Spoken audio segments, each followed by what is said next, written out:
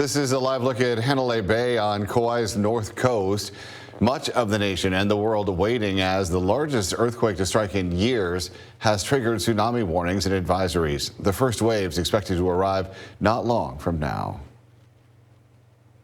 Good evening. Thanks for joining us. You're watching KSBY News. I'm Richard Gearhart. We begin tonight with the latest on the Tsunami Advisory in effect for the west coast of the United States after an 8.8 magnitude quake hit Russia's far east earlier today. The quake near the Kamchatka Peninsula is the largest earthquake to hit anywhere since 2011, when a 9.0 magnitude quake triggered that catastrophic tsunami in Japan.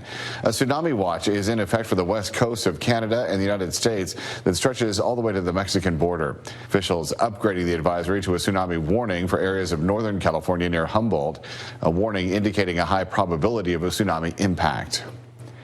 Hawaii and parts of Alaska's Aleutian Islands are also under a tsunami warning. Warning sirens are expected to sound across Hawaii every hour in anticipation of the first tsunami wave.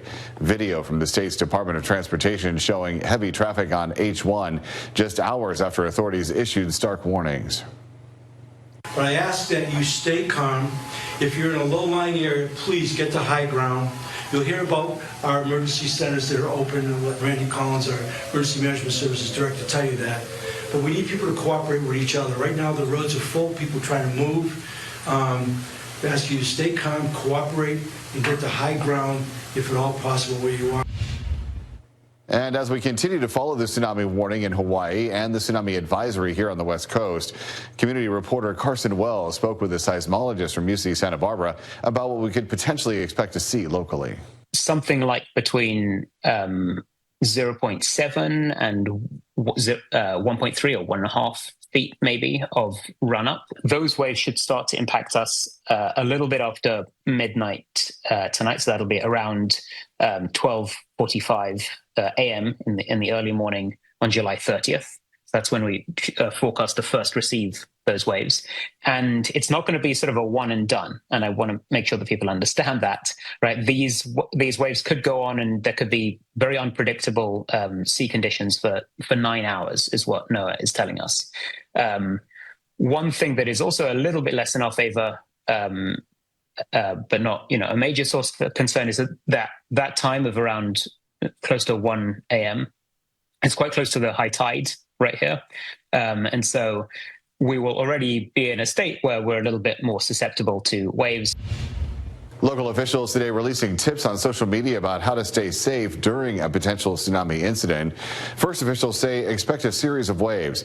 They advise you to stay away from beaches, harbors, and marinas, and to pay attention to potential sea level dips prior to tsunami waves striking.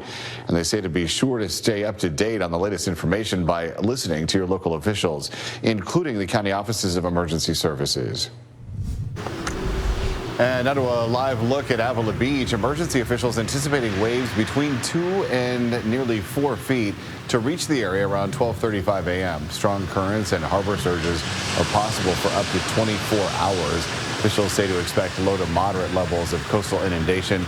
The strongest impacts are expected in Port San Luis and in Morro Bay.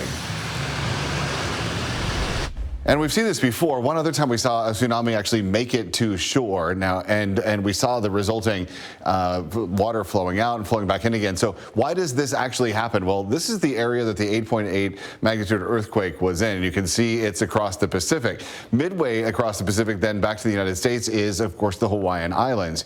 So they will be hit first with this tsunami. And we just heard from Hawaiian officials there, the tsunami warning, meaning that conditions are favorable or likely that this will happen, is in effect overnight tonight and for the next 24 hours or so. Actually, for the next week or so, we'll see some increased waves. All the way along the shore to California, we are under a tsunami advisory, which means conditions are present that we could see a tsunami. Not even likely. We went from likely to conditions are present. So again, we're expecting 2 to 4 foot waves here. Those are not waves that are going to really move on to shore necessarily. So what happens is that two plates kind of cross each other. That pushes the energy up into the water.